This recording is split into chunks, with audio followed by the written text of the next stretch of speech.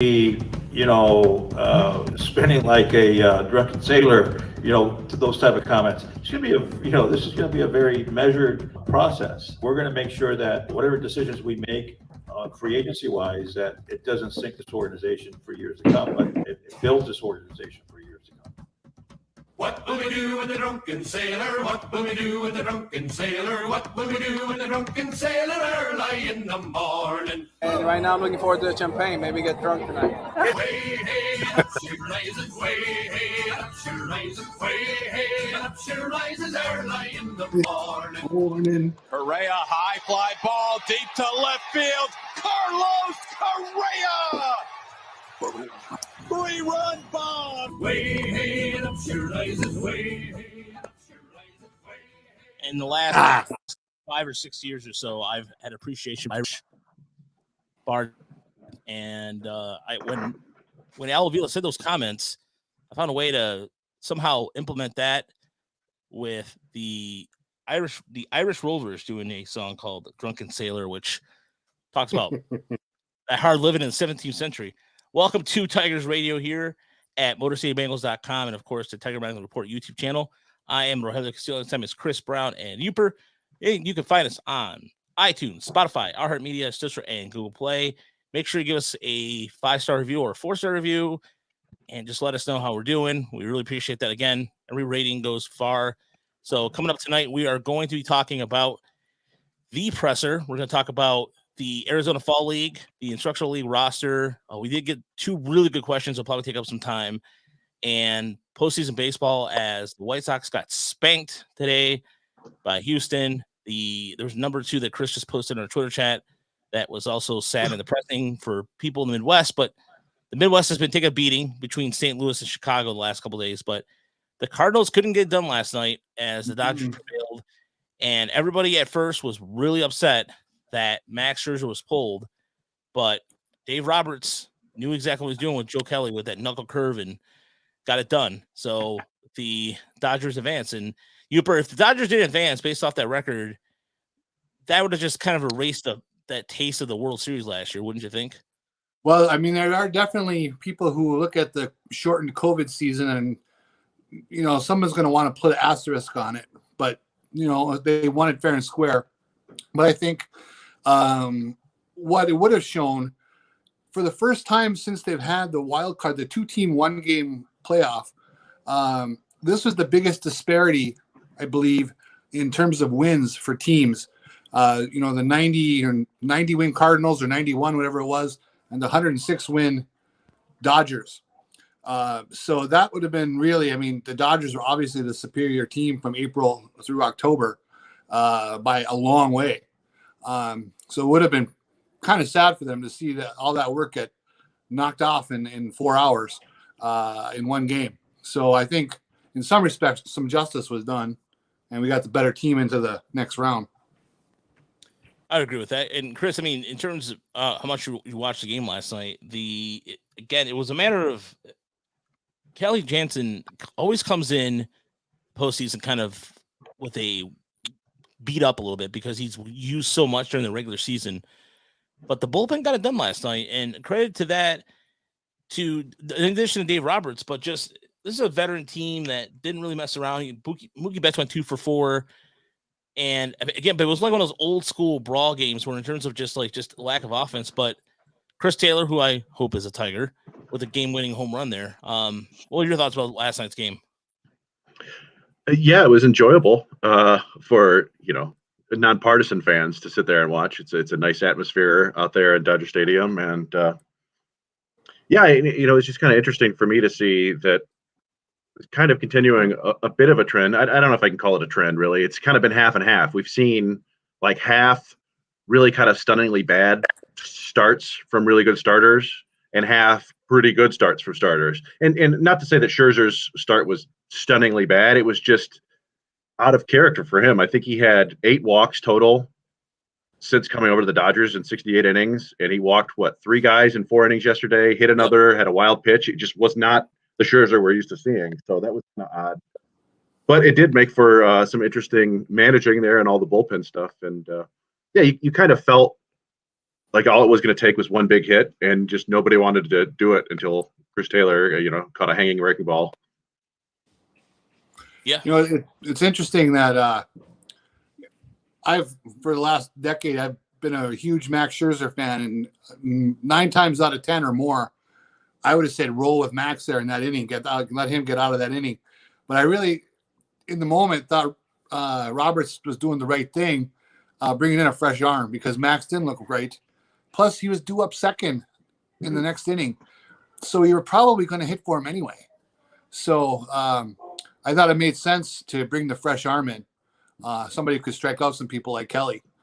So I thought Roberts really pulled the right string on that one. Yeah, and again, the Cardinals have had a hell of a season. They won. They went on the big winning streak. No one expected them to be here. Adam Wainwright, I thought, pitched pretty well, all things considering. He went 5 1/3 innings, 4 hits, 1 2 walks, and 5 strikeouts, and he allowed that home run to Justin Turner. But I mean, what more can you ask for a guy that essentially is your lifetime Cardinal, who's going to be retiring next year with drew a blank there, Yanni, and so Molina. Molina. Yeah, Molina. So I don't know why I just drew a big blank there, but either way, it's good for him, and it's just honestly, if you're a Cardinals fan, this is a better season you expected. You got contributions from Tyler O'Neill, who, by the way, last night Tom Mazaway from Woodward Sports Network posted a picture of his father, who was a bodybuilder. No clue his father. He was one of those old school Schwarzenegger bodybuilders, and there's a picture of him on Twitter, and it's just. Yeah, I think he's Canadian, right? Tyler O'Neill. I don't know. Oh, but yeah, I remember he is a one of the most athletic players in baseball. Super strong and muscular, and also surprisingly fast. It's kind of a very interesting. That is correct. He's from British Columbia, by the way. Oh, there you go. That's where they grow them strong, like the sequoias. Yeah, country strong. So let's get to the Al Avila presser, because some of the audio you just heard at the beginning was from the presser, and Al Avila is a quote machine, and there's a lot of times where some people think that he says a lot without saying anything of value. Mm-hmm. And sometimes I agree with that, sometimes I don't, but I think in this case, he was just a headline machine and just a quote machine. There's nothing wrong with that. And I personally myself, I rather have that than the old days of where Dave Dombrowski kind of gave you that cloak and dagger kind of thing. And so, that's just me on that part. But, yeah, and yeah, he's absolutely. Chris is with us on YouTube, and he's absolutely right.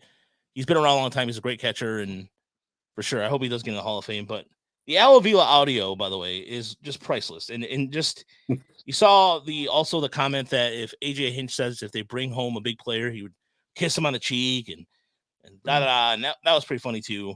But it's really, to me, I think that the biggest takeaway is they don't feel the need to make a big splash. And here's some of the audio from that presser. A big splash. I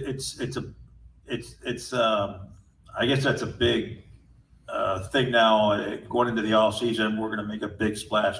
Our big splash is going to be wins and losses, or should I say just wins? All right. That's the big splash that I'm looking forward to. More wins during the regular season, getting to the playoffs. I want to make the big splash during the season with wins. All right, and getting to the playoffs. How that happens, okay, there's a lot of different ways. So I'm not going to sit here and say we're going to make a big splash, or I want to make a big splash because we're going to sign so-and-so, or we're going to go out. I'm not going to say that, and that's not going to happen. We're going to go out there and try to make this team better. Why didn't he just let it bad? Make a push I wish to try I to was make this home team with a better big during bag the of season, potato and we'll do that chips. every year that we go into it. Sometimes you don't have to make a big splash. Sometimes a big splash turns out wrong for you. And so going back in my first comment, there's no fear factor in signing a big contract. But at the same time, we're not looking at it as, we have to make a big splash. It's about. And so I think it was Evan Woodbury, or I think it was Cody Saberhagen. Cody from The Athletic that said they did a splash counter. I think it was like he said the word splash like 39 times or 40 times. And we should have had the bell ringing right there. But that was one of the parts of audio there. But it was, again, he was basically trying. I'll start with you, Uper. I feel like because I think you being the Al Avila, I guess you've studied his audio techniques, you've studied his moves, and was there any, I guess, substance to what he said? I'm still recovering from the splash drinking game. But he's just so meandering sometimes. He's all over the map. I mean, he can't spell the word succinct. I'll guarantee you that. First, we're not going to make the big splash, or maybe we will. We're not afraid of it, by the way. We're not afraid of doing it, but we don't really feel the need to do it. I mean, who knows, right? I think that's what I took from that is who knows. He kind of covered every base possible at some point in that long meandering diatribe there. So I think what I want to choose, and is on my own personal choice, is that I'm going to cling to the part where he says he's not afraid to do it. If the right opportunity crosses them, their path, hopefully they will make the move. If they end up making 4 small splashes, mini splashes, that could work too. But he was so meandering. It was really hard to keep track of at times. Chris, I mean, what about you? What was your whole impression of that? Well, I'll be honest. I don't really ever watch those news conferences. I caught the clips on Twitter, but I don't ever go into those and expect to hear anything of substance. So I didn't what are they going to say? I've never seen one where they come right out and say, okay, this is what we're going to do. This is who we're going to sign. They can't say who they're going to sign. And you leave it up to the reporters to kind of parse what they were saying. And I guess the ultimate message they got was, hey, the Tigers are going to need a bunch of starting pitching. They might get 1 or 2 starting pitchers. They're going to get a catcher and then possibly an infielder. I don't know. Yeah, I will say I was a little disappointed. I mean, the idea that they're just acing out an outfielder, that would disappoint me a bit. Personally, and my opinion has been coming to the point of over time, I don't care where the guy plays. Can he hit?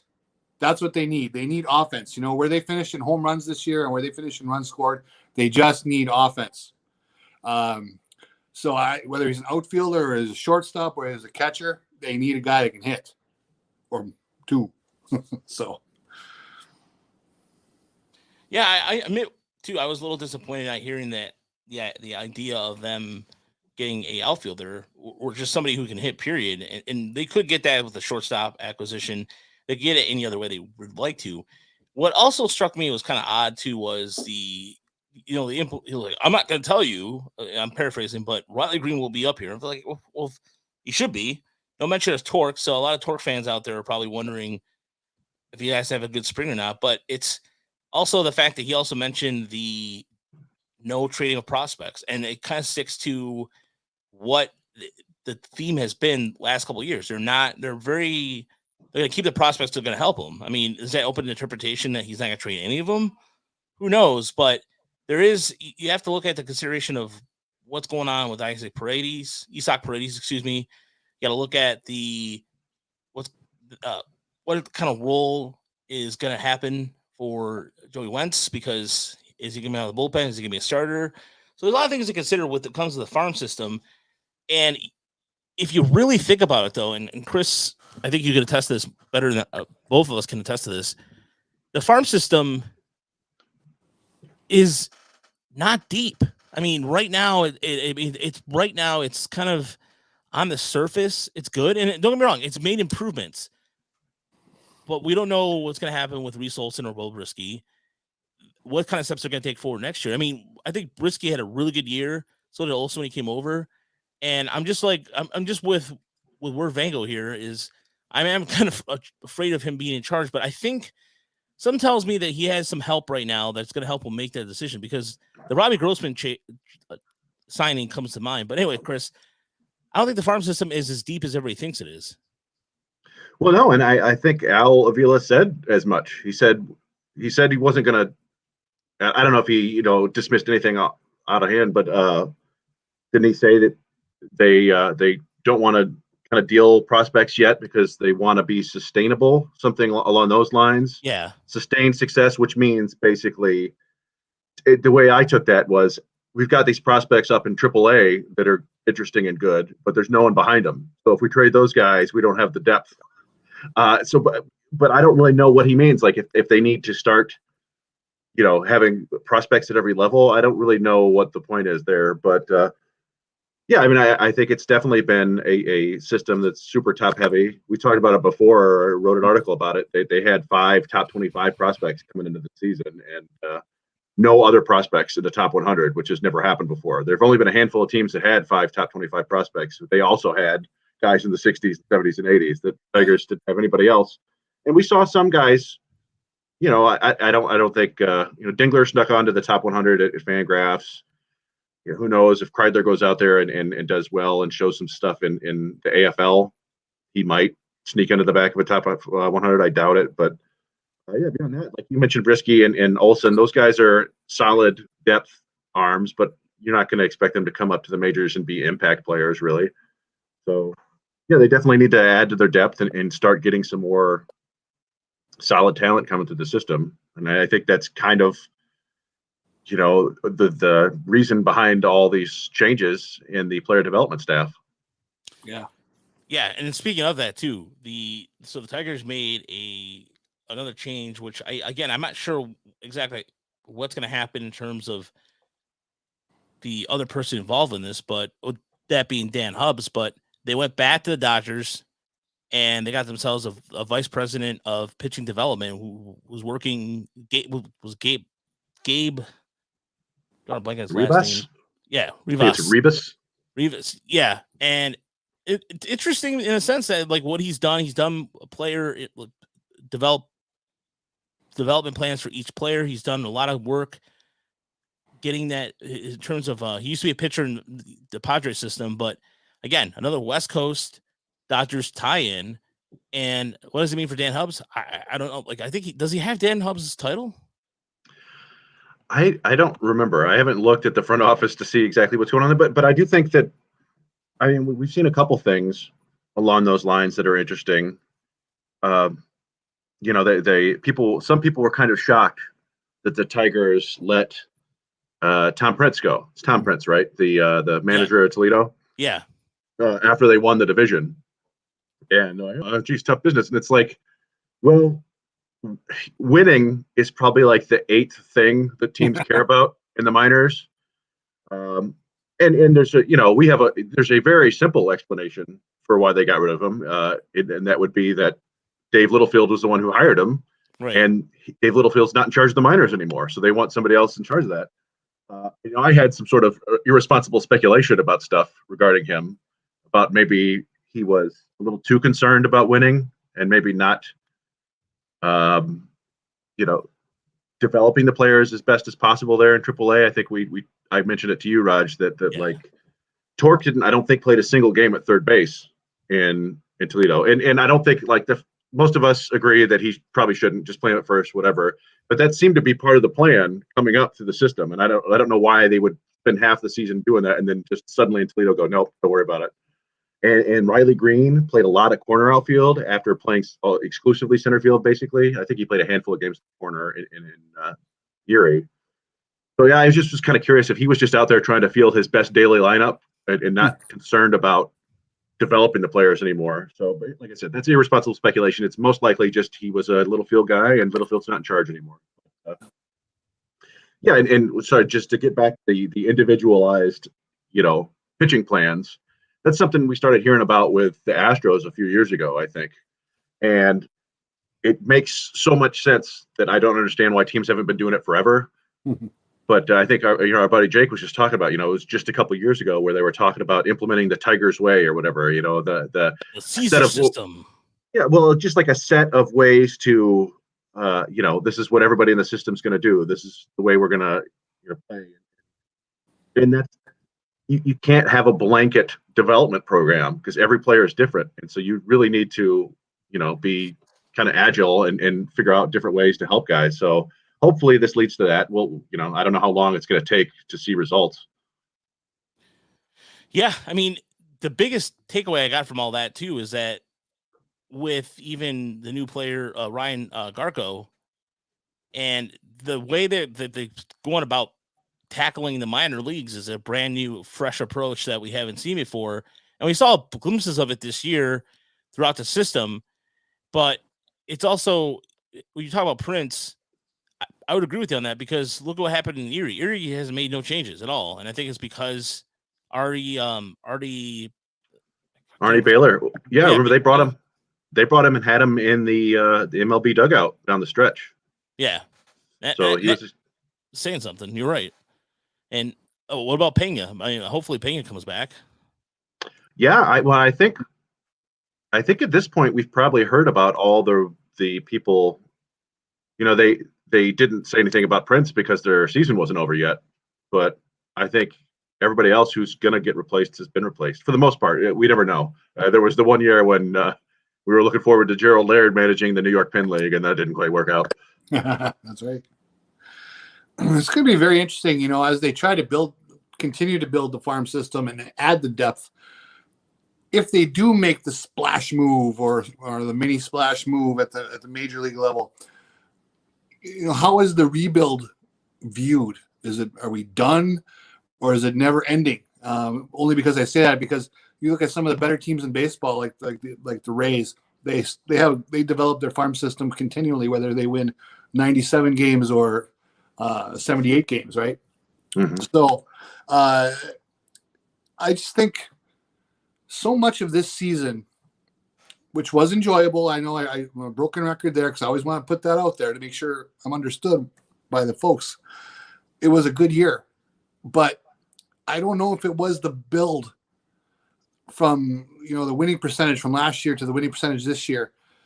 I don't know what that means in terms of the next step. I mean, are they automatically going to take another, 50-point bounce in winning percentage next year or whatever? It's just, I'm not sure they can add enough offense this year to push themselves forward into a contention next year where we can say, this rebuild is done, man. We're rolling.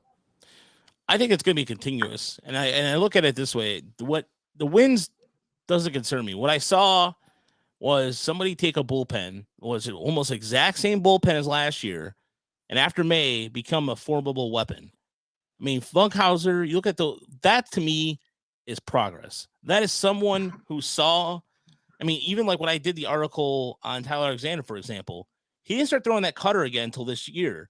And he started using that more towards you could see the timeline is after May. It's almost like AM, like basically for abbreviation, because honestly, you look at Tyler Alexander's numbers after May, after they figured out that he was better as a starter and utilizing his cutter in addition to a decent slider in his four seam, which he was four seam heavy all the time. That made his other pitches better because sequencing made it.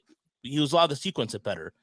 So to me, that's my biggest takeaway of everything happened this year is that we saw guys make some sort of change. No offense to Rick Anderson, but I didn't see nothing. I didn't see anything like we saw this year with the pitching staff.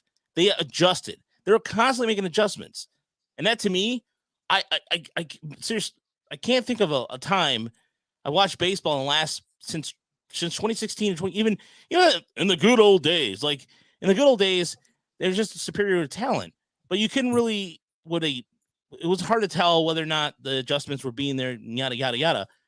But you saw it in the pitching staff, and that to me is most encouraging. And it shouldn't stop. You shouldn't have a farm system that keeps going and going, turning them out. You look at Cleveland. Cleveland does that, and they're still in contention.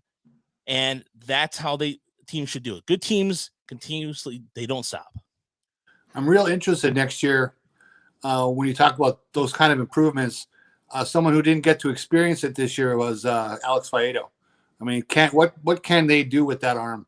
That's a good call. Once he gets plugged into the Chris Better system and he's able to pitch. Now, obviously, they probably take a couple months anyway to get his command back and take those steps necessary post Tommy John. But it's gonna be interesting to see if he's a reliever or if they can find a way to make him a starter again. I'm a little split in my mind what they're going to do with that. But the other thing that they didn't mention in that press conference was bullpen. Really, I don't, other than naming Soto the closer in the 7th or 8th or 9th inning, which was an interesting quote, but it made sense to me, actually. Bullpens are so year to year. Does the Chris Fetter system, can he help beat that, where these same core guys are going to come back and be fairly productive? Or is that just how bullpens are? They were pretty good this year. Next year, we have no idea. So my hope is, even though Avila didn't mention finding relievers, I hope they're trolling the scrap heaps for live arms, like they found Cisnero. Can they find the next Jose Cisnero? I don't think you ever stop doing that either, even whether you mention it in your postseason press conference or not. Yeah, it was funny. When I was looking up stats for, the inside the numbers, I decided to check out some relief numbers, and I looked over the final month of the year. September, October. Michael Fulmer was one of the best relievers in baseball. Alex Lang was in the top 20. Yeah. But then I said, all right, well, let's look at the second half. And Jose Cisnero was one of the worst relievers in the second half of baseball. But his like a strikeout of 5 per 9 and walks of like 6 per 9. It was just not the guy that we're used to seeing. And he eventually, left the season or went on the injured list. But it is one of those things where you have to wonder. You just never know. These guys are good for a little while, and then it just ends. And you don't know if it happened now or if it's just the end of a long season. Funkhauser kind of struggled down the stretch too. So it's just you always have to bring in some fresh arms in the bullpen. And that's one of the other interesting things I saw today. I saw a tweet, and it was about the Tampa Bay Rays ALDS roster and where its makeup, where the players come from. So the 26 players, only 5 of them are homegrown. Mm-hmm. 3 were free agents, and 18 of them came via trade. So that's I think that's an indication of a couple things. Number one, that the Rays absolutely know what they want in players and what to target, and they use their prospects as currency more than anybody else in baseball. And they develop these prospects and they move them on to get the players that they want. And if that's the sustainability that Avila wants, then he's got a long way to go. Definitely. That's a good way to put it. And speaking of prospects, by the way, the rest of the Arizona Fall League is Chavez Fernander, Wilmer Flores, which that was a name that both Chris and I kind of raised our eyebrows, and we'll get back to that in a second. Zach Hess and Garrett Hill. And for Flores, his numbers at Lakeland were just strikeout numbers per inning was just, it stood out. And it sucks because we didn't have any video of him, and I tried looking on YouTube. I couldn't find anything because his brother comes up all the time. Yeah. And I like to see him pitch. It's one of those prospects, along with I was one of the few prospects I did not get to see this year. I'm interested because he's coming from low A. Chavez Fernander, by the way, was spent time between West Michigan and Double A. Same with Garrett Hill. And so Fernander kind of surprised me a little bit because his numbers were, they were solid. I mean, he's a 2-3 pitch guy. Well, maybe, yeah, he's only got 3 pitches. But to see him on the fall roster kind of actually, that really surprised me. And mid-90s fastball, a decent breaking ball. He was really good at West Michigan. He kind of struggled at first at Erie, and then he got the hang of it a little bit. And this is a guy who is a Jamaican, the first Jamaican player. I think he's the first Jamaican player for the Tigers. I think he's from the Bahamas. Bahamas. Yeah. The Bahamas. Yeah. Yeah, it's a Caribbean player. It's interesting. Well, first of all, Torkelson, Green, and Kreidler is the best group of position prospects the Tigers have ever sent to the AFL, as far as I can remember. I mean, I think Torkelson and Green are the 2 top prospects in the entire league by most accounts. So that's pretty cool. When's the last time we said that? I remember the years when it was like Jordan Linnerton and you send guys out there. But yeah, in some ways the pitchers are a little bit more interesting. And as you was saying in our private chat, the pitching in the AFL is usually pretty bad. it's it's not a great environment for pitching for one thing. It's usually a great hitting environment. I remember there were seasons in the NFL where players would finish with like a 440 batting average. That's just crushing the ball out there. But yeah, you've got four kind of vaguely interesting arms, and they're all interesting in different ways.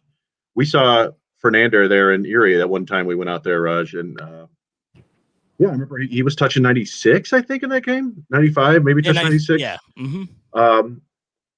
So they've sent pitchers kind of like him out to the AFL before. Like I remember Jeff Thompson, the pitcher out of Louisville, who sometimes they send guys out there just because, or maybe you find some interest. Other teams, see a guy and hey, we could use him in our minor league system.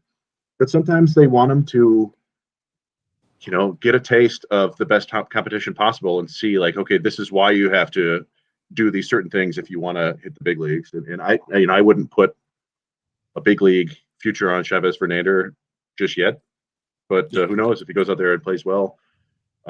Garrett Hill is kind of interesting as I've always kind of viewed him as like a touch and feel righty. I don't know if I've ever actually seen him pitch. I probably did in 2019, but don't remember. I think we may have seen him. We may have seen him this year, actually. But yeah, I think we did. We saw him in West Michigan. I'm pretty sure we saw him in West Michigan. But he's kind of interesting because he suppresses home runs at like a Spencer Turnbull rate. Like he's only given up a handful of home runs in his whole pro career, and you don't know if that sort of thing is sustainable at all. But if that turns out to be a true skill, then you might have something there. And then Zach Hess, of course, was a top 10 round pick a few years ago. He is not. I think some people were pretty excited about him when they saw him in the summer camp. I think it was. He was coming out and throwing in the upper 90s. But we've seen him, I don't know, half dozen times now, and he touches like 94 in most outings, and that's about it. Occasionally throwing above average slider, but it's really violent delivery. So I don't really know what they have there at Hess. But yeah, you got to send some people out there, and relievers are valuable in the NFL. Yeah, as Raj said, Wilmer Flores is the one who is most interesting to me, and I'm hoping somehow we can get some more data on him. But fortunately, we did have TrackMan data from the Low A Southeast this year, the former Florida State League. So you can minor league splits compiles it for us, and we've shared it around. And yeah, Wilmer Flores, he's a big dude. He's like 6'5", I think, 240 pounds, something like that. He's a big kid. Big dude, yeah. And I mean, according to the minor league splits, his fastball has borderline elite spin rates. It's like 2450. I don't know if that's borderline elite, but it's certainly plus spin rates, and it's been up to 97 and sits around 94. And then his curveball has really good spin and got a ton of swings and misses this year. So yeah, I'm really, really interested to see him. And he's one of the youngest players in the league there. So that's an interesting challenge. He's not even 21 yet. No. Wow. Didn't know that. Yeah. Yeah, spin rate on his fastball, his max spin rate this year, his average is 24.36. The max spin he had it out at was 26.22. But Chris, there's a number two that stands out is his curveball spin. Max was 2,800. Yeah, I mean, it sounds like he can spin the ball. Yeah, he's a really fascinating case because he was a college kid, sort of. He was a junior college kid, I think, who signed as a free agent, undrafted in 2020. There were only 5 rounds. And so we kind of viewed most of those guys as just like, these are just kind of going to be low minors depth. But here's a kid who is very, very young and obviously has a pretty good arm. So yeah, I just want to see it in action because there's some guys in the system who have good arms. I'm thinking like Jesus Rodriguez, good arms, good size, seems like he can throw forever, but doesn't have a major league future. So I'm curious to see what Flores has. Yeah, there's going to be some of the games going to be streamed. So hopefully we catch a game on a night that we're doing the podcast. So we can watch it together and talk about it. And hopefully he's pitching because he was a starter for Lakeland. And so in 53, he started in 11 starts this year. So again, some of his numbers when you see them are just insane for especially Lakeland staff, which wasn't. Let's be clear here, that was not that good. So they took a lot of lumps. So Well, a lot of those AFL games are bullpen games too. Yeah. So it'll be, you got to point. make sure you catch the right inning for a lot of them. Yeah, I And- think I was just gonna say starters. I think never go more than 3 or 4 innings at the most. So And back, I don't know, 10, 12 years ago, I forget if they went from 50 games down to 40 or 40 games down to 30 for the league. Do you guys, is it, they play 30 games or 40? it's 30 this year. I don't. It used to feel be like a 40-game league. yeah. They used to actually, send a lot of kind of a second wave for the second half of the league. A lot of times they'd Mhm. replace those arms with some different guys. I don't know if they do as much of that now with a shorter run of the league itself. Yeah, and they do have the so-called taxi squad players or whatever, the guys who only play twice a week. But I don't know, it'll be fun to watch. It's always nice to check out the winter leagues. yeah, I'm looking forward to more baseball that involves the Tigers at any point after the postseason. It's almost like It's time for Rogelio and Chris to go inside the numbers. Sorry, you didn't mean to interrupt you there. Go ahead. no big deal. What was that though? You wanted the Fishers? I'm sorry. So it's almost like for the AFL though, for like Torkelson and Green, it's if they don't hit 350, that's the problem in this league, right? You almost have to dominate the pitching in that league. It's like if you're just kind of mediocre in that league, that kind of says something. Yeah. Yeah. Well, I mentioned that in the article I wrote about the other day because I kind of treat it like I used to treat short season ball, like Connecticut. Like if a guy comes out and rakes, you go, hey, that's good. If he comes out and struggles, you go, hey, he was probably tired. Yeah. Because you look back, and I mentioned these two examples. Nick Castellanos, as a 20-year-old, hit 240 with 1 home run in the AFL, and Mike Trout, as a 19-year-old, hit about the same with like 5 times as many strikeouts as walks. And it was just at the end of his first pro season, and it's just like it's a long year. Who knows? Yeah. Yeah, we talked about that with that was the conversation about Nick Quintana. So, Chris, what is your insider number? So my inside the numbers are 30 and 26. And that is where the Tigers offense finished ranked in Fangraphs WAR and Baseball Reference WAR at the end of the year. 30th to Fangraph, 26th to Baseball Reference. And this is kind of goes to what you were saying, but not quite. Because on a pure offensive basis, they were kind of on the low side to middling. They finished with a 93 weighted runs created plus, so 7% below league average, which tied them with Cleveland, Philly, and Seattle. And they ranked 17th to Baseball Reference on pure offensive WAR. What dinged them horribly in both of these stats was they finished last in defense to both sites. So, like on the one hand, it's a real bummer. On the other hand, it feels like, hey, that seems like something that might be a little bit easier to fix. I mean, it's tough. I remember back in the day when the Tigers would it seemed like they were going back and forth, being like, hey, let's get an offensive shortstop. Oh, he sucks on defense. Let's get a defensive shortstop. It was like, going from Renteria to Adam Everett. And what you really like is you'd like to get right there in the middle, somebody who's good on both sides. But yeah, so I looked at the Fangraphs. The Tigers ranked 26th in catcher defense, 28th at first base, 22nd at second base, 28th at shortstop, 26th at third base, 28th in right field, 30th in center field, and 22nd in left field. Wow. So just bad across the board. Oops. And we don't know if they're going to make a big free agent signing, good, cue the big splash comments. But I will say this, of the qualified hitters this year, Marcus Semien, Trevor Story, and Carlos Correa ranked 9th, 10th, and 11th overall on defense this year. So those are, well-rounded players.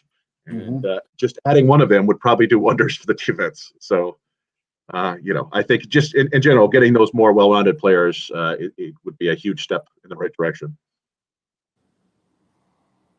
Makes sense. Yeah, I'm going for that splash. Uper, what is your insider number? My number today is 255. That is the number of minutes last night's game lasted.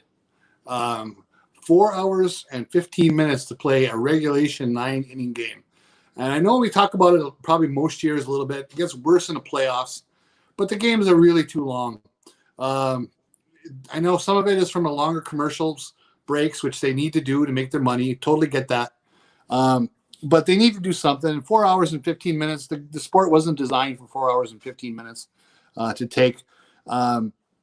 It's probably to the point now where I don't know if you guys read Jason Stark's article a couple weeks ago about the 15-second shot pitch clock that they were using in the minors, and how like Raul Ibanez was watching the game for MLB, and he was just raving about it. But I think we're at the point now where they need to make the change, and they need to get these games moving, and they have to get it done in 3.5 hours tops for 9 innings. I mean, if it goes extra innings, fine, whatever. But 4:15, and the Dodgers do this every year in the postseason. They have these incredibly long games. So whether it's shortening the time for pitching changes, more commercials side by side while the action is going on, or I think the 15-second pitch clock. We can't have any more 255-minute 9-inning games. They need to make some actual movement on that issue. I agree with you on that, because I ended up falling asleep in the 7th inning. I woke up and I was already like in the dark because my wife already went to bed, so I caught the end of it. I DVR'd the game because I knew full well that I don't stay past midnight anymore these days. I'm just, but you're right. It's way too long, and it's one of those things too where, especially I thought the play-by-play commentary last night, Ron Darling, I thought did a good job. He was good, but I don't know. They mess around with things too much, and it shouldn't be the case. And so we don't want games going into late November, at this point. I'm exaggerating, but it's just, luckily we've been having 70-degree weather up here in Michigan, so it's not been too bad. I'll tell you, I went to a AAA game here in Des Moines when the Mud Hens came through, and they were running that 15-second shot. Or I keep saying shot clock, pitch clock, it was great. As a fan, it didn't seem wrong. I mean, obviously the players will have to make that adjustment, and I'm sure a lot of them have their reasons. James McCann is a big anti-clock guy. I don't know what James McCann knows that we don't know, but I was gonna say, whatever. But I think the players would adjust to it, and I think as they come through the minors using the clock, that'll help too. Yeah, one of the I just wanted to mention one of the interesting things to me was that the Yankees-Red Sox game was only 3 hours and 13 minutes long, and normally I expect those games to be 4.5 hours long every time. But I think it helped that the Red Sox kind of took control of it fairly early. But yeah, when they're close like they were last night, and all those pitching changes, I don't know. And sometimes we're down in Toledo. Rogelio and I went to a game last Saturday, the second to last game of the year, and it was just a dreadful affair. First of all, there was a 45-minute rain delay, which wasn't a huge deal. The game was scheduled for 5, I think, and so it started at 6. But I think both pitchers loaded the bases in the first inning. It was. I think we left in the 6th inning or 5th inning, and it was already 9 o'clock. It was brutal. And so I mean, hopefully major league pitchers are better than that. And you kind of expect that in the minors, but yeah, there are always going to be some, I think, just ridiculously long games. But I do agree. I think, what did they say, that the pitch clock shortened games by 20+ minutes on average? So yeah, I mean, that would be great. It's interesting. I read Joe Sheehan's stuff a lot. He was saying that he would be in favor as a compromise of just putting the clock on in the last 3 innings and have relievers be the ones subjected to it, because they're the ones who have to really, they muster up their energy, and they get that triple-digit pitch in there, and then they mess around for as long as possible, trying to get a little bit of rest so they can come back and do it again. And there could be something to that. Yeah. Hopefully hopefully it just gets streamlined a little bit. So my inside number is 0.059, 0.59, 0.459. And that is the slash line for one Jacoby Jones in the month of September. And he did not appear after a game. He didn't appear in a game until the last day in October. And before that was September 15th. And so when we went down there last week, we had an inkling based off the fact that Riley Green was called up. But he just basically stopped playing. He's now a free agent. He declared free agency today. And it's I don't want to say it's a sad ending because it is what it is. Jacoby Jones. I know there's a lot of Jacoby Jones fans in the audience, but you look at his last numbers in August, 257, 313, and 351. The home run power was gone. I mean, this was a guy who last year got off to a really good start with home runs. He only hit 2, and it's kind of to me. Okay, Tom, by the way, on YouTube says pitch clock probably has wear and tear for a catcher moving faster to set up with, and then McCann. Okay, that makes a lot of sense. Okay, but either way, Jacoby Jones is what it is, and you can blame the new front office people. And I know there's a lot of people who wanted Jacoby Jones to get a second chance, but his numbers in the second half in Toledo, he hit 233 in July, and after had a good start in June where he showed some sort of progress, it wasn't going to happen. And he's a guy who just, to me at least, they're even trying him out in the infield, but then after a while, I think they were just like, yeah, maybe he doesn't want to be here. So, along with Christian Stewart and Ellen Rodriguez, who probably will be signed by a Japanese league team. He won the MVP award, by the way. Congratulations to him. He was the AAA East Northeast MVP, I think. Nice. Yeah, he was. Yes. He actually was in Japan, I think, last year. Before, I think that's where the Tigers found him. Yeah. We saw those Japanese scouts last week too. Remember? Yeah, he didn't perform terribly well there, so I wonder if the KBO is his next stop, Korea, which would probably fit him pretty well too. But yeah, he had an awesome season. It is interesting. You see these minor league veterans, and we've talked before about AAA locker room could be the most depressing place on earth. And Jacoby Jones, I think, basically hung it up when he got designated for assignment, and nobody claimed him. It was basically like, oh, okay, well, I guess nobody wants me. Nobody thinks I'm good enough. And so, he was clocking like 4.9 first or home to first times, and just and after a while, it's like, okay, he's just here having some meals. But then you see guys like Josh Lester, who basically played every day, and he's a career minor leaguer. I think this is his 6th season after being drafted, so he's technically available to become a free agent in the minor leagues and move to a different organization. But they kept playing him because he was performing, and it seemed like he still was, cared.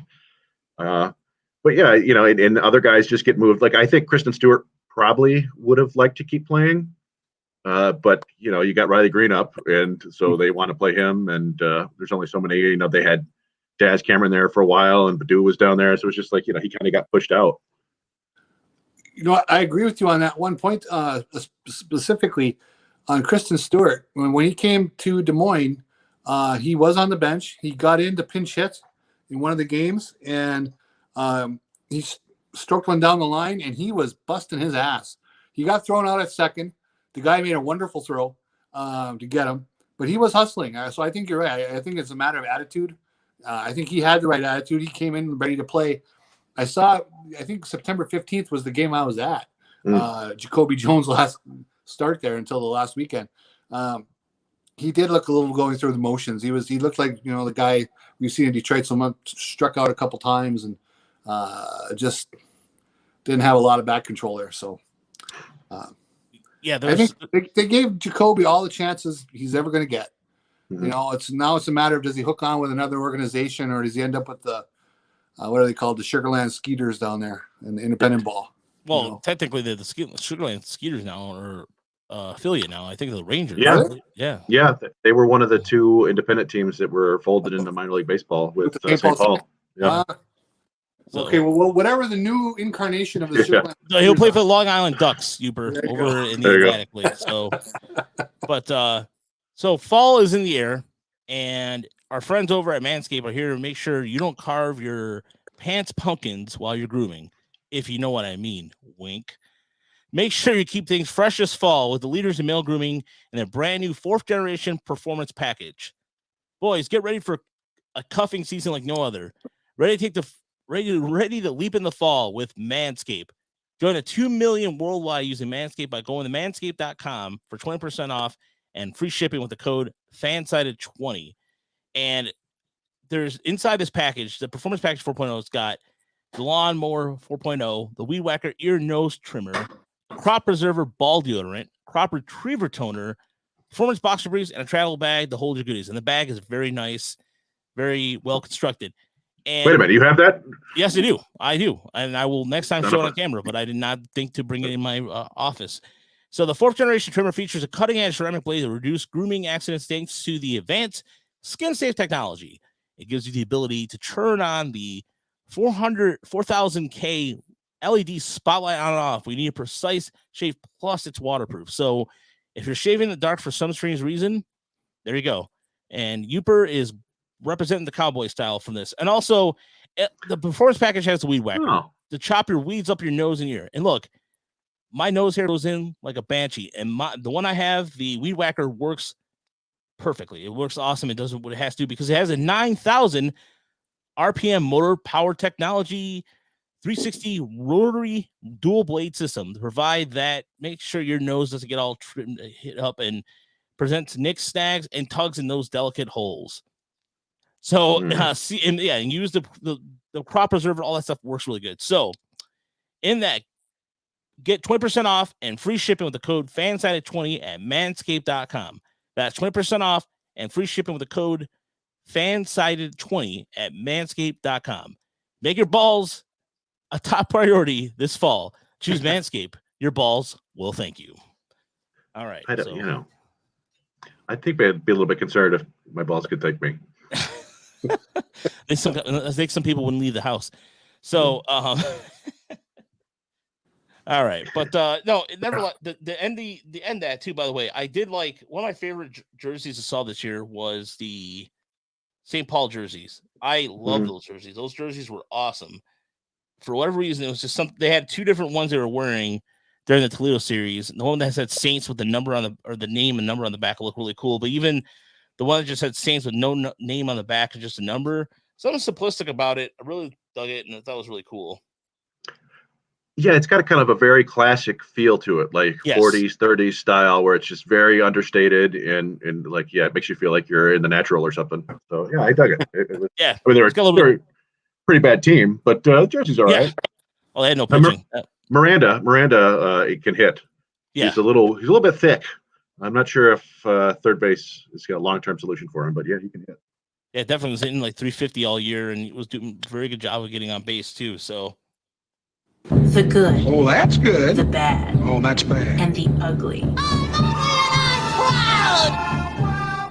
All right, it's now time for the good and the bad, the ugly. Uper, kick us off. All right, we're going to change pace a little bit here. And you guys are going to tell me whether this next item is the good, the bad, or the barfy. All right. We're in our Halloween Oktoberfest fall autumn celebration season. Oktoberfest beer right here, for instance. Online today, I may have to order these. Tell me what you think. Good, bad, barfy. With Madison, Wisconsin, Jennifer Street Market, making a beer brat, spicy beer brat with a local Oktoberfest beer mixed in. Inside the casing, to balance the spiciness of the sausage, they're putting candy corns in the brat. Thumbs up or thumbs down on that?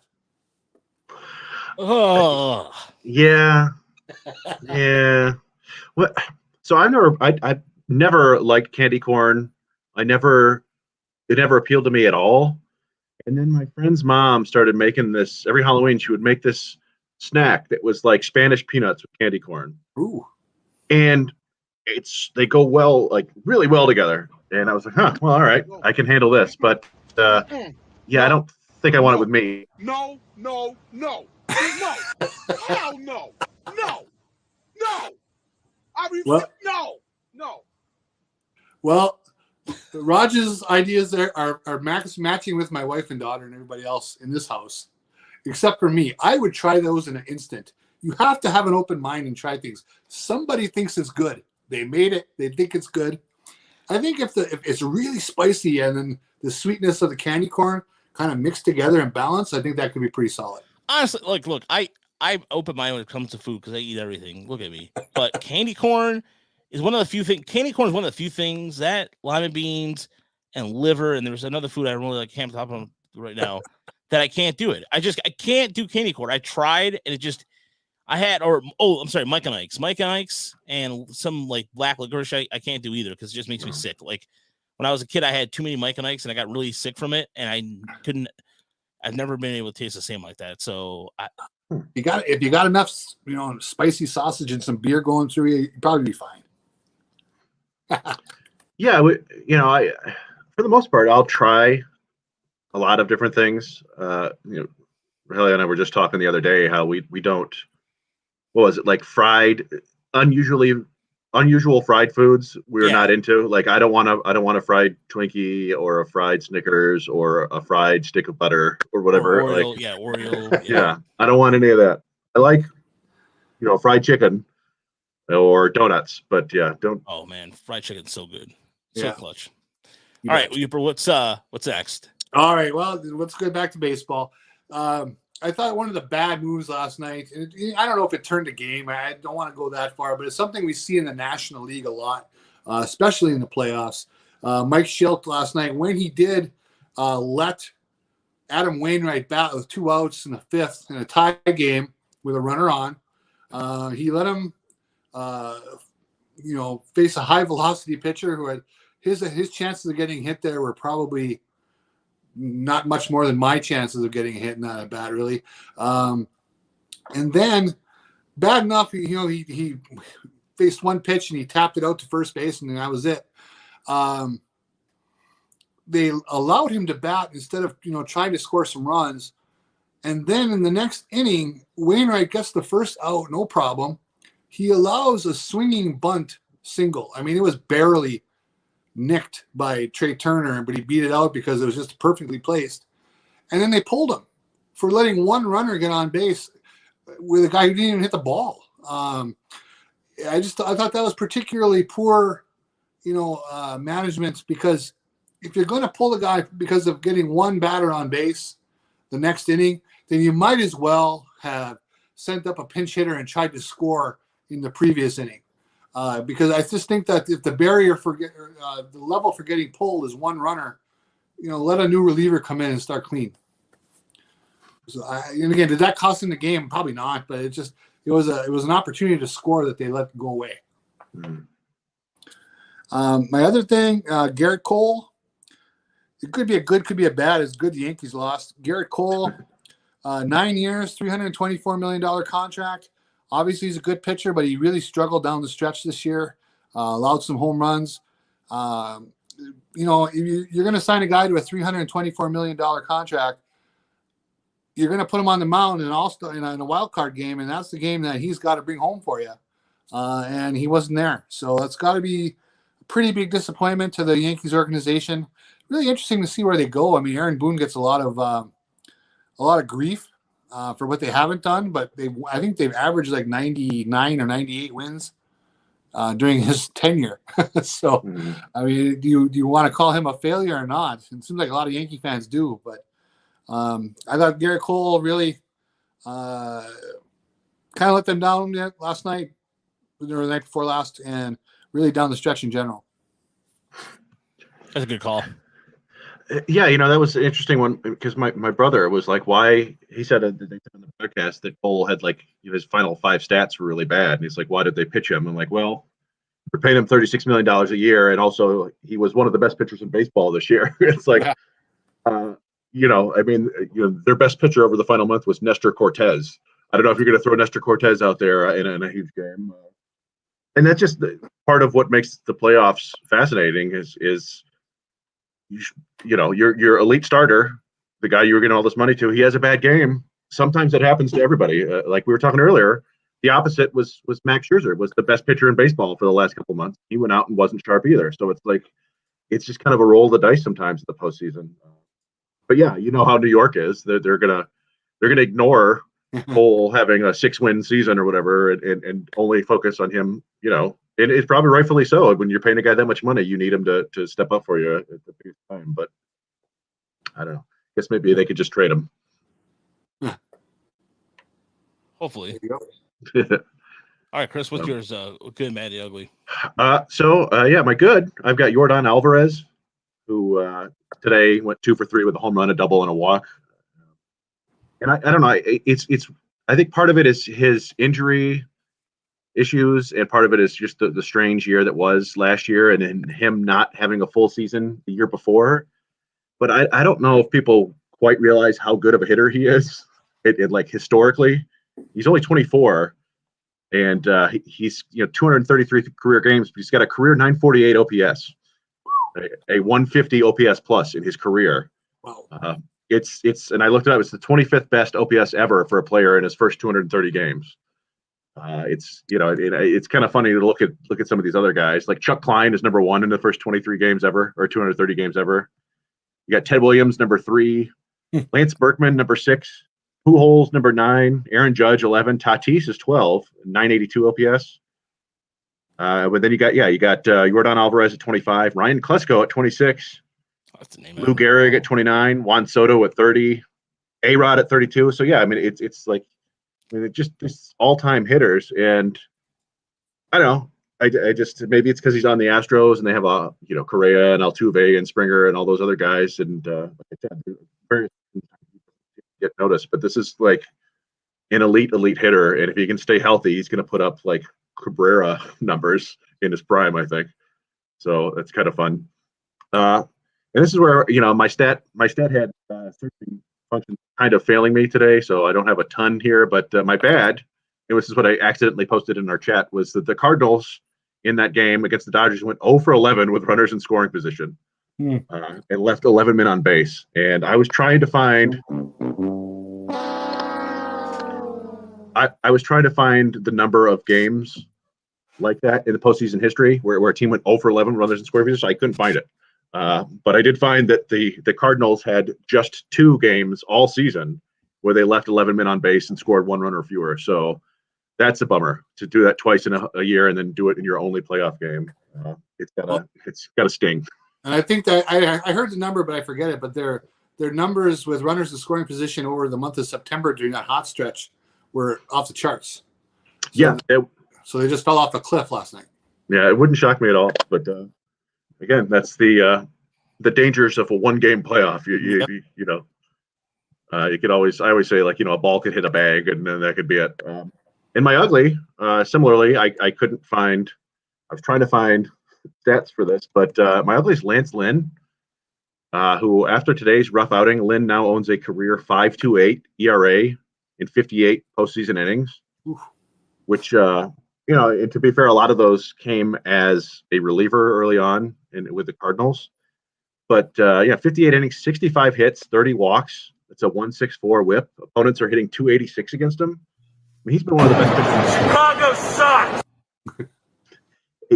He's been one of the best pitchers in baseball over the last couple of years, and yeah, I mean that's rough. Like it's a relatively small sample, and maybe one elite outing or you could lower his ERA, but yeah, that's not what you want from your game 1 starter in a postseason series. And I don't know, maybe that's going to be an Achilles heel for the White Sox. Man, that's and I know that he was the ace of the Sox all year long, but it's just postseason is a different beast altogether. Mm-hmm. So my good, and it's Cardinal related, is one Edmundo Sosa, who produced a 3.2 WAR season, and it's one of those things where you're looking at the postseason and you're like, who is this guy? And prior to this season, he only played 11 games total. A cup of coffee in 2018, same in 2019. It comes up and just does a pretty good slash line, 271, 346, 389. Not a lot of power, 6 home runs, but he did have a couple plays last night where kind of he missed a single that kind of, I think it was off Seager, that he could have made that play. But overall, it's another thing. It's one of those, we talked about this year in, year out. The Cardinals find dudes that you've never heard of and make them into productive players. That's a pretty good season. Play shortstop. I wish the Tigers had that kind of luck, getting shortstop luck like that. But again, he's from Panama. He played in the Panama team, the World Team Classic in 2017. So that's the last time I remember because I actually paid attention to the World Baseball Classic. But it's just strange to think, like, just out of nowhere, And that's how the Cardinals always seem to get guys like that. Same with I bet- Tommy Edmonds, another one. Yeah. Oh, yeah. Yeah. That's a good call too. That's another one. I'm like, who's that guy? Exactly. Yeah. No, their whole infield. Tommy Edman, Paul DeYoung. Yeah, Matt Carpenter came from nowhere when he was really good. It just, they do this all the time. Yeah. It sounds like you made up those names too. And I know that you didn't, but it's just all jokes aside. My bad is it's NL West flavored, and it's two things. First of all, the Padres firing Jace Tingler, their manager, kind of the fall guy for what happened, and really necessarily not his fault. He took what was given to him, and they fired the pitching coach and Larry Rothschild, which we've mentioned a couple times already. But he was a fall guy, and again, San Diego was looking for another manager. And after not wanting to interview Dave Roberts, who's back in the postseason, so told you so. Maybe I don't know. Like I don't know what. Either way, San Diego is under a lot of stress right now, and they're going to be interested to see what they do this offseason. If they're going to have a fire sale, which they've done in the past numerous times, or what they're going to do to get addressed to more pitching. So, and the other part of my bad is interesting enough is the new general manager in Colorado, who was interim manager in Bill Schmidt. And the first thing he does is give a 5-year contract extension to Antonio Senzanita or Senzatella. Yeah, Senzatella. And it's guaranteed he'll be making $50.5 million. He also has, and there's a club option for 2027. He was heading towards arbitration, so in a way it makes sense. But this is a guy who has one among lower tier of the strike zone rates, and he was going to get a raise only up to $3 million. So now he'll earn 7.225 million in both, or 7.25 million in both 2022 and 2023. Then he gets a bump up raise at 12 million from 2024 to 2026. Wow. I mean, this is, he had an ERA from, like in terms of 10.34 from July to September a couple years back. So this is, he's been a guy he's been a workhorse, but I don't know. That just seems a little, I don't know. It's just, One thing we know, he's got a good agent. Yes. Yeah. Definitely. When I saw that, I'm like, oh, God, wow, I kind of forgot about him, because he was a guy who came up and was like, hey, he's a solid pitcher. When the Rockies had kind of an interesting pitching staff there for a while with Marquez and Gray and Senzatella. But yeah, and like the Fangraphs, he was a 3.5 win pitcher this year, which, like, sure, give that guy $10 million a year, I guess. But it was still a 4.5 ERA. It's Colorado, so you take what you get. But his success this year was mostly rooted in avoiding home runs. And he's been a decent, ground ball, anti-home run pitcher in his career, but just 2 years ago he was not. So, yeah, he's a 6 ERA in 2019. So, yeah, that was confusing. And then they re-signed CJ Cron too, which, yeah, he had a good year. It just, I don't know, it is a little bit odd. It's like Colorado wants to keep certain players to like prove that, like, hey, we care, but it's not the good players. Like Cronus is a solid first baseman. I don't mean to disparage him, but it's like, yeah, they didn't sign John Gray or Trevor Story, or even the other pitcher who I thought they were going to resign and should give an extension to. And I was, again, this is a guy who I've advocated for the Tigers to go after, and they have. And by the way, Cron's Herman Marquez, which I really hope that there'd be a nice move to make for him. But in terms of Cron's splits, by the way, his splits on the road are horrendous. Like, he bats like 231 on the road, comparatively speaking at home, when he's batting 323. But either way, that's a part of that bad too. I was going to say about Cron's splits, and it is what it is. And I think it's also trying to prove the fans, like you said, Chris, hey, we care. We're signing our guys. Yeah. And the ugly is the Mets, and the Mets are continuing to clean house across the board, and they fired everybody on the staff. But The only person that survived the whole thing was pitching coach Jeremy Hefner, but he'll be something else. Also, same thing with Hugh Qualto-Baum, and hitting coach Kevin Howard will be also staying in the organization somehow. Of course, Luis Rojas was fired, so they're looking to just kind of clean or towards a clean state. And then the Mets were in contact with Theo Epstein, but Theo Epstein, there's no ground with it, what have you. And look, if I'm Theo Epstein, why the hell would I come there? And I know that New York fans have a sense of entitlement. Well, we're in New York, and that's what we are. But no, I mean, it's just you have a giant mess to clean up, and it's even when we watched the documentary on the '86 Mets, and they had a baseball guy from Baltimore come in. Even then, he had to clean up a mess, and it was unsustainable. So I think New York's a different beast altogether. But either way,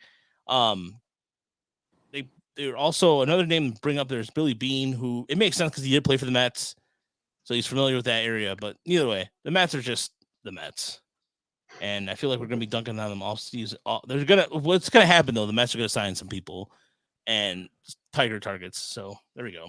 Yeah. And that is the good and the bad and the ugly for the week. And we have some questions, Chris. We have some really good questions this week. So. Well, so I saw one of them. I didn't see the other or others, so I'll go with the one I saw. We got from Nick. The one from Nick from a couple days ago. Oh, I forgot about that. Yeah.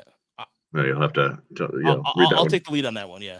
All right. Let's start with that first one. So the first one is from Deadly Ninja Bees, which I hope is just a nickname. I hope it's a nickname. I hope not. If not, you have a sweet ass nickname. Yeah. At Deadly Bees. How much of the Tigers' success this year came against good pitching? Seems like they mostly scored off bad bullpen arms. It's when he originally wrote this, that didn't match my perception, like the narrative I built in my head this year, right, of how the Tigers. To me, the Tigers actually did pretty well against good teams, and it was it did pretty well against bad teams. It was those middling teams that really gave them fits for some reason. So like the Angels and the Twins and the Royals, Cleveland, all of them in the division. Yeah. They just couldn't beat them. But they went out and I looked it up. What did they do? They went 36-33 this year against teams with a 500 record or better. So they were better against good teams than they were against not good teams. But it doesn't tell us exactly what Deadly Beast wants to know. He just wants to know how they performed against better pitchers. And I actually had a hard time kind of figuring this out. I didn't really know how to split it. Like you go to Baseball Reference and they have all sorts of different splits. So one thing you could see that the Tigers, their best team OPS came in innings 4 through 6, which makes a lot of sense. I think, that's the innings when you're getting the starter for the second or third time, or you're getting not the best relievers. Long reliever. Yeah. Yeah. And I saw they had a 696 OPS against teams above 500 and a 716 OPS against teams under 500, which is, 20-point difference. Noticeable, not huge, and makes sense, that the good teams are going to have a little bit better pitching. The biggest difference I could find for their splits was their performance in what Baseball Reference teams terms is power pitchers versus finesse pitchers. And I was looking at how they define that as a power pitcher is being in the top third in the league in strikeouts plus walks. I don't know what they mean by strikeouts plus walks. I assume, we can picture in our head what a power pitcher is. They get a lot of strikeouts, so they don't walk a lot of guys, I guess. But the Tigers had a 598 OPS against power pitchers and 759 against finesse pitchers. Ooh. So, yeah, huge difference between that. And I looked it up. The Astros had the best offense in baseball this year. They had a 768 OPS against power pitchers and 830 against finesse. So they hit everything. So, yeah, I do think the Tigers need to be better hitters.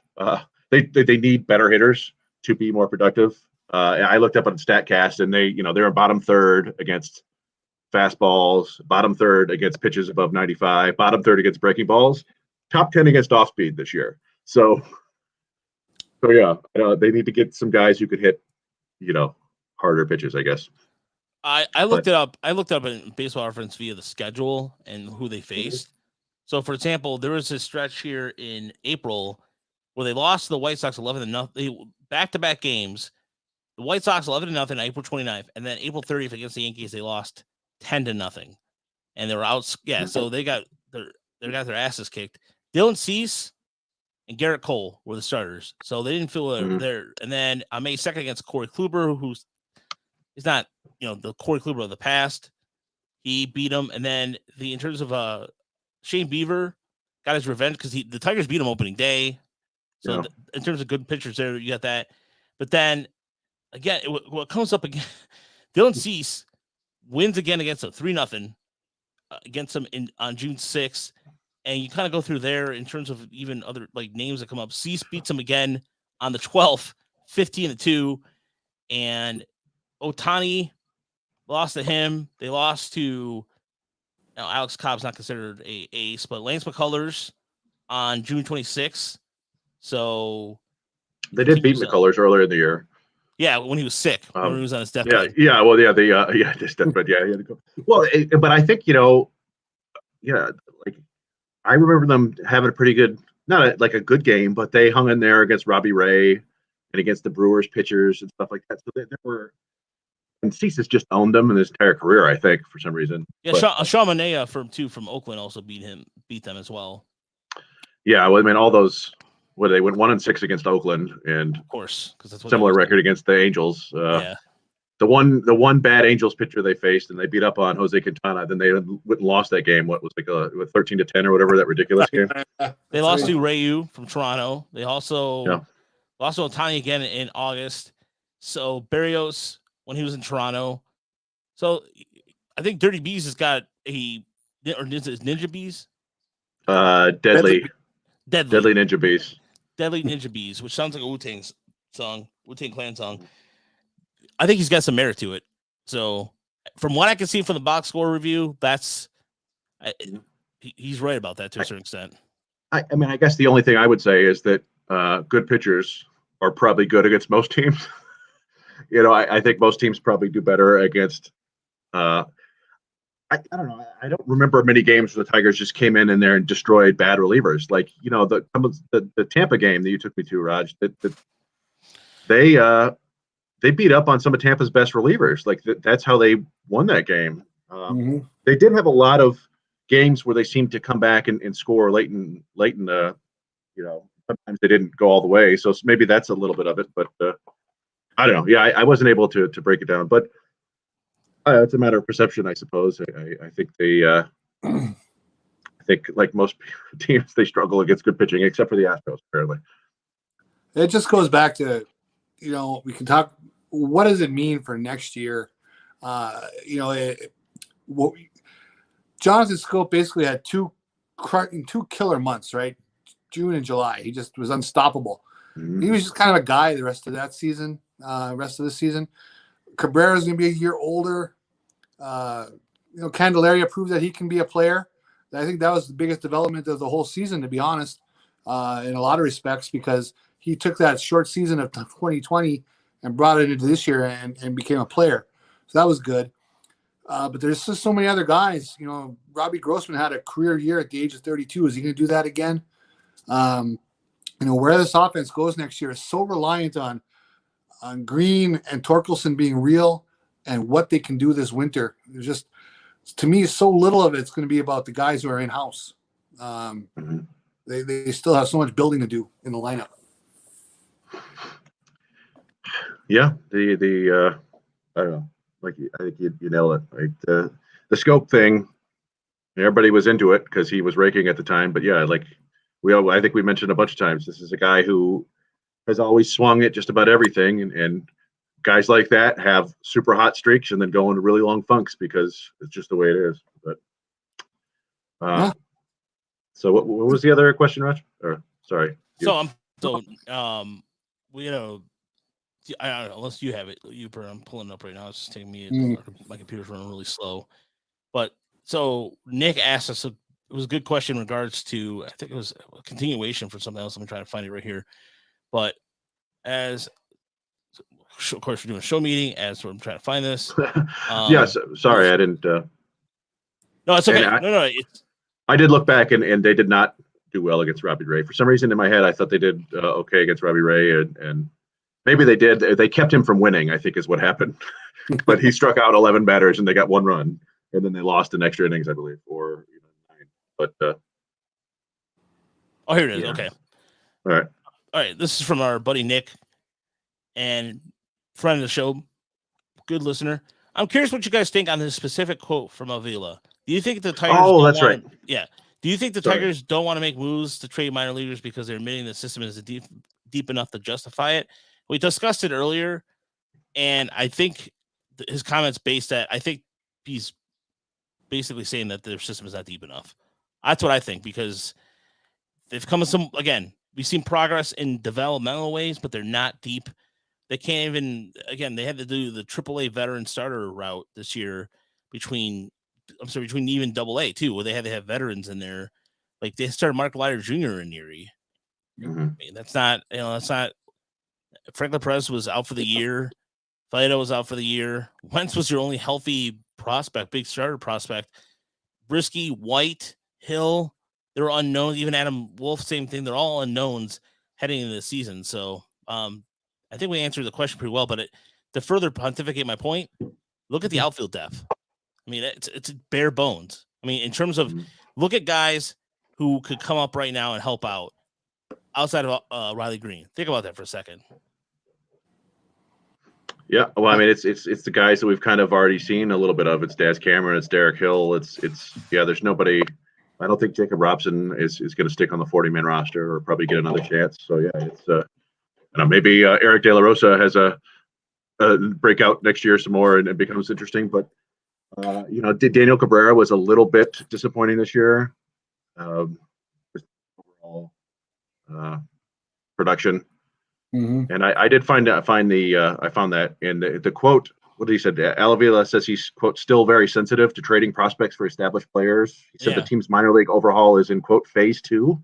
The goal is to maintain stability for the long term. So yeah, we did kind of discuss that, but that is an interesting, very sensitive to trading prospects for established players. So you look at what Henning said the other day. We talked about it last week on the podcast. Mm-hmm. His tweet about trading, he speculated on Mize. Yeah. Obviously, he got a lot. He got ratio the death on that too. I'm sure he did. But that's off the big league roster. But Mize is still establishing himself. He's as a rookie. But yeah, it's interesting. Lynn didn't even talk about really any of the prospects. I think he knows Torkelson and Green aren't going nowhere. So don't trade the prospects because all the people will get pissed off. Don't say we. Don't say we spent. You're not the team. Sorry, go ahead. Well, the one that I think kind of hoped for is like, hey, Kreidler is legit. They trade him, and then they sign a shortstop and trade Kreidler for somebody, or he plays third or whatever. One thing I'm reading deep between the lines here, but what Avila says, sensitive to trading. It feels a little bit like. I was talking about the Rays earlier. The Rays don't trade for, guys in their 5th or 6th year who are going to be free agents soon.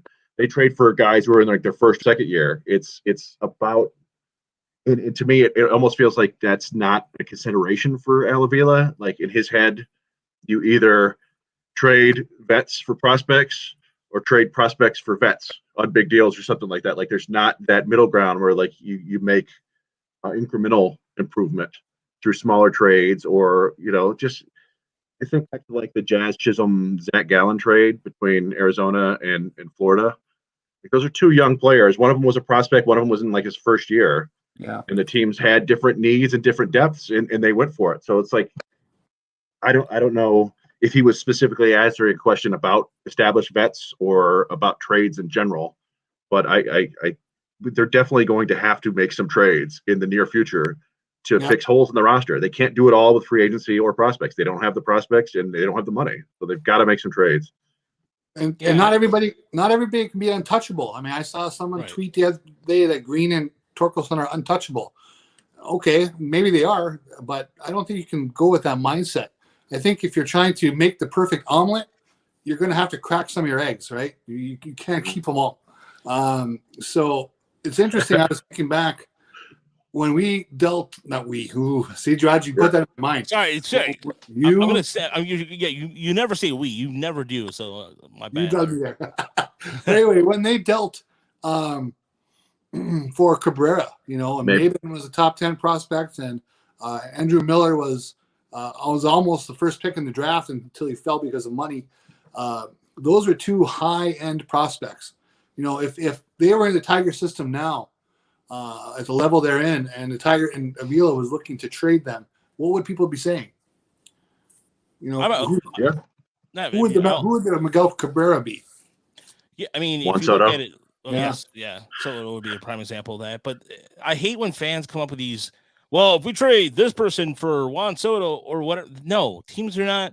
I understand that people in baseball are much smarter than me. I freely admit that all day long. I'm not dumb enough to go in and suggest something outrageous. It's not going to happen. I honestly, it did. And that annoys me, especially when I post a trade piece. Well, would post a trade piece, you know, they're not going to trade anybody. How do you know? A, and B, as a reader or a listener of the podcast, it's called using my imagination. I'm using my imagination to see if anything's possible. I'm not going to pretend I'm a smart blogger, snotty asshole to you, and I'm going to throw things out there that you may or may not like. And guess what? I don't care. That's fine. It might happen. It may not. If that doesn't happen, I'm wrong. So what? We move on. And to me, Chris is you guys are absolutely right. They have to make a trade. They have to, because if they're not going to spend the money, and there's teams out there, look at the A's, the trade piece of the A's. The A's are going to be dumping people left and right. They can't afford it. So there's teams out there in that same financial crunch that may or may, like even Arizona. Arizona right now is in a mess right now too, because they're not sure what direction they're going to be taking. And the Brewers, same thing. Brewers might be even doing something in the off season. I don't know. The point is, you can't rule out anything. And I think for the first time in a long time, and I know Avila is the face, but I think there's a lot more to it than meets the eye. I think there's people. I know that the new promotion guys in Sam and Sam, who's the other? Sam Ensign and Jay Sartori. Yeah, Jay Sartori. They weren't at the press conference, but I'm sure they're sitting there back there, like, get their hands up, like, just or going trade it or whatever. Sam and Jay are doing a lot of things behind the scenes, and they're demonstrating and orchestrating something. So again, nothing's out of the realm of possibility. I just want them to be aggressive. I want them to continue to make improvements, and that's all we can ask for as fans. Yeah, when right when you said, you know, Torkelson and Green were untouchable, I was going to go full like youth pastor, like, you know who else was untouchable? And I was going to mention Maben and Miller, who were both top 10 prospects. Yep. So yeah, I mean, if that generational player is out there, move Green and Torque. Maybe it's Green that's the generational player, but yeah, I mean, and to be fair, that was a team that was closer to competition. You know, they had just gone to the World Series a couple years before. We tend, as fans, and even analysts, just kind of throw everything on Al Avila's shoulders. Like, oh, Al Avila signed Jordan Zimmerman and Mike Pelfrey and Mark Lowe. Like, Al Avila isn't out there running the details on every deal. He's not out there scouting every player. He makes the final decisions, or, you know, the second to final with the owner. It's the front office team that's doing this stuff. And in that case, it was probably Chad and Littlefield and whoever else was there at the time saying, like, hey, these are the guys we want, and him going, okay. I mean, after Mark Lowe, man, he's different thinker. Well, yeah, I mean, he had a good year, but I mean, you still, Avila's the one who makes the final decision or whatever. He could certainly say, no, that guy's no good. So you ding him, but it's not like we said, like, he's not the one figuring out their offseason plan for the most part. He's just kind of there. Can't you just imagine the front office meeting with Jordan when they were discussing Jordan Zimmerman, and they were saying, oh, he'll win. He's good for 17 wins every year, you know? Yeah, exactly. Totally. He's going to win. He's durable. He's reliable. All that stuff. Let's see.